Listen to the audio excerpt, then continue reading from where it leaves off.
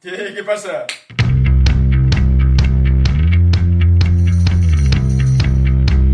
Avui vinc a parlar-vos de Olga de Kiev, la Venjadora. Però no perquè és que los Vengadores, sinó perquè este és el segon capítol de la sèrie Dones Oblidades. Si voleu veure el primer, aquí dalt el teniu. Arriba un moment d'esta història en el que comença a sonar prou de pel·lícula. Però això és el que mos narra un text conegut com a la Crònica de Néstor. Aixina que obriu els pàmpols, eh? Ale, a la faena! Olga va governar la Rus de Kiev, que és el primer estat d'eslaus orientals, com l'espermatozoide del que és la Rússia actual, i va manar entre el 945 i el 962. Però per entendre això i el que veurem més avant, anem un poquet cap arrere.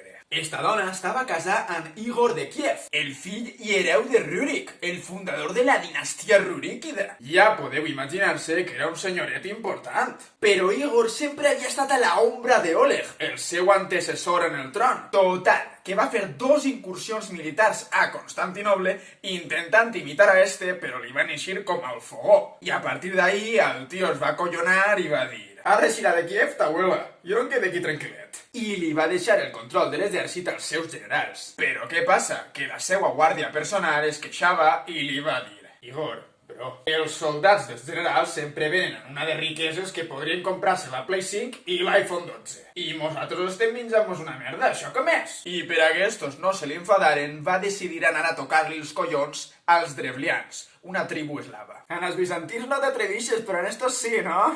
Pues la que t'espera, veuràs. Però, en fi, en un principi va eixir tot bé i els drevlians van acceptar pagar-li un tribut a Igor. Tot anava rodat, com aquell que diu. Però el tio era un ànsies i va voler tornar a demanar més. Crec que ja podeu esperar-se com acabarà això. Però bueno, seguim. I clar, en eixa època no havia ni una organització ni una reglamentació a l'hora de cobrar tributs i es feia d'una manera superarbitrària, per capritxo de Igor, quan li passara ell pels ous. Això és com si poguera vindre l'inspector d'Hacienda quan li donara la gana a demanar-te que aflojes panoja. I, òbviament, el líder dels drevlians, el príncep Mal, es va cabrejar i va dir: a veure, o parem a este flipat o mos para ell a nosaltres. I van matar a tots els escoltes d'Igor i el van capturar a ell també. I ojo, cuidao, perquè el van jutjar segons la seua llei tribal, la dels drevlians. I el van condenar a morir amarrat de braços i cames al cim de 4 arbres i el van desquartitzar. Volies tribut? Pues n'hi has 2 tasses. Total, que ara comença lo bo. Mal li envia un missatge a Olga dient-li: mira, Olga, jo no volia, però és que m'he vist obligat a fer-ho. Estava passant-se'n de confiances el xic. Ah, per cert, ara que està...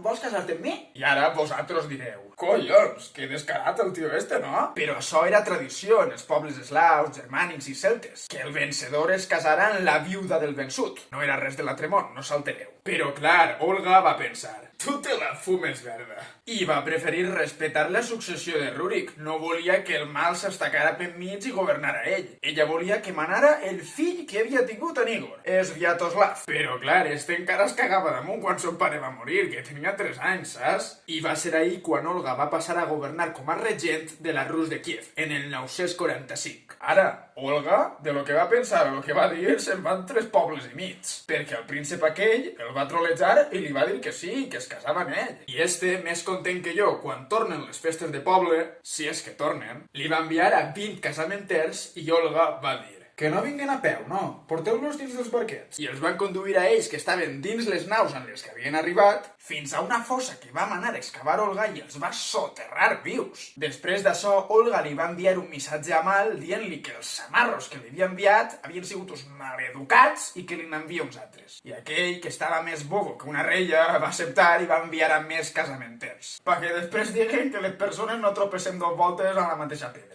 I a estos Olga li va dir: ai, estareu cansats, no? Va, banyeu-se i descanseu. Sí, home, sí, tranquils. I els va tancar en la casa de banys i va incendiar l'edifici, els va cremar vius. Ja, pebràs. Això podria ser perquè per als eslaus les saunes eren un lloc sagrat, on cada família honorava els esperits dels seus avantpassats. Això és simbòlic, perquè van cremar els drevlians com si foren ofrenes o sacrificis per a l'ànima d'Igor, la mare que va. I per acabar, Olga li va enviar un últim missatge a Mal dient-li: mira, xicón, jo no vaig a casar-me sense fer honorar la memòria del meu home. Estava demanant-li fer un banquet funerari en el lloc on va morir Igor. Això és mitiquíssim també entre els eslaus, germànics, celtes i altres pobles antics. I clar, Mal no va trobar res sospitós i va dir: ah, sí, això ho pagué jo. Ara te ho organitze per la dolça. I Olga va esperar a que es mamaren ell i els seus 5.000 súbdits i va ordenar als seus guàrdies que els mataren a tots. Cágate lorito. Però és que encara no m'ha acabat. Olga, en això, ja anava de cara als drevlians. I li dia: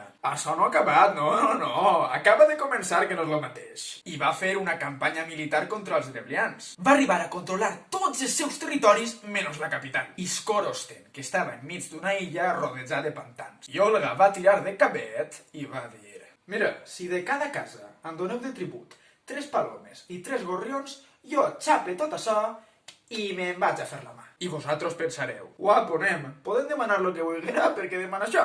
A sant de què? I clar, eixa mateixa nit va manar que li amarraren a la cua de cada pardal un manoll de palla en sofre, que li pegaren foc a això i que els amollaren per a que tornen a casa i ho incendien tot. I els poquets que van sobreviure i van poder escapar de la ciutat van acabar o morts o esclavitzats. I això sona extremadament sanguinari. Però realment, si deixava estar els drevlians després de que mataren a Igor, podria haver fet que altres tribus digueren: ei, si a estos no li fan res, anem a rebel·lar-nos nosaltres també, no? I podria haver sigut perfectament el final del seu govern i de la seva dinastia. I també en això reafirmava com a dona en el poder, demostrant que una dona era perfectament capaç de governar i apanyar-se-les ella soletes. Que vagin en l'alerta subestimant-la. Que va ser cruel. Sí. Que no tenia altre remei, també. I una cosa vaig a dir-vos, podem prendre-mos lo que mos conta la crònica de Néstor com a veritat absoluta? És cert que alguna que altra part de la història sona prou fantàstica. Inclús podria estar exagerat per a donar mala imatge d'ella, o per a fer propaganda de terror, per a acollonar a les altres tribus, o vete tu a saber què. Però mira, com diuen els cabronets de la vida moderna, si no ne vero, ben trovato. Si no és veritat, està ben aconseguit. Me sirve. Lo que està clar és que hagi passat d'una manera o altra, si s'ha contat això és que més d'un rifirrafe entre Olga i els drevlians va haver. També te ho dic. I la dona va saber apanyar-se-les, això segur. Ja sabeu lo que diuen. Si el río suena, agua lleva. Però ojo, que després d'això, Olga va dir: no patiu, que lo que va passar a Igor no es tornarà a repetir. I va canviar el mètode de recaptar tributs. En l'època d'Igor podies anar a cobrar-los quan et passara pel nas. Eixe sistema es dia poliudie, però Olga va instaurar unes normes fixes i els tributs els cobrarien uns funcionaris especials en uns llocs determinats, que serien els pogost. Ja no anaven a ta casa a buscar-te. I cada pogost controlava diferents pobles, desenes o centenes, i per a que els impostos foren justos per a tots, perquè no tots els pobles eren igual de rics, Olga va visitar tots els seus dominis i va anar apanyant això poquet a poquet. Com dia el meu professor de valencià, mica mica s'ompli la pica. I aixina, en l'època d'Olga, va començar la unificació de normes i costums de les diferents tribus eslaves en un sistema de dret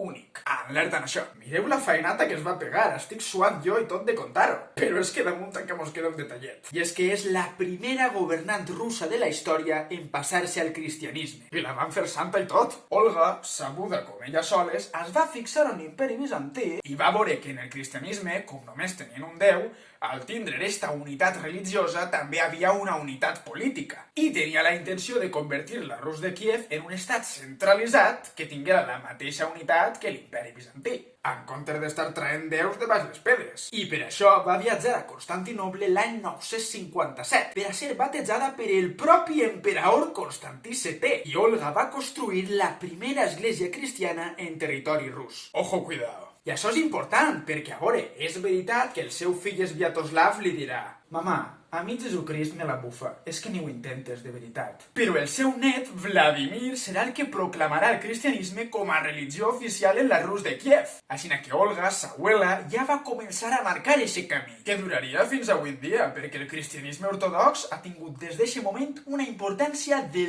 locos en Rússia. Així que ja, en conclusió, tenim una dona que va venjar la mort del seu home d'una manera espectacular. De pel·lícula, podríem dir. Per tant, va saber parar les rebel·lions que podrien haver-se produït si no haguera fet res i va salvar la seva dinastia. També, després de deixar-ho tot atado i bien atado, va canviar el sistema d'impostos per a que siga just i equitatiu per a tots. I va tindre els ovaris ben col·locats per a ser la primera governant russa en convertir-se al cristianisme. Cosa que el seu net Vladimir copiarà i continuarà el somni de sa abuela, cristianitzar per complet a la Rus de Kíev. I ja ho tenim bé per avui. Si t'ha agradat, t'agrairia moltíssim que el compartires. Segueix-me en les xarxes del canal per a no perdre't cap novetat. Subscriu-te al canal i activa la campaneta, que si no YouTube no t'avisa de que puge vídeo. Vídeo setmanal cada dilluns a les 8, o si veieu que no arriba, el pujaré quan puga. I recordeu que el coneixement no fa nosa i aquí estem per ampliar-lo i compartir-lo tot el que puguem. Mos veiem el dilluns.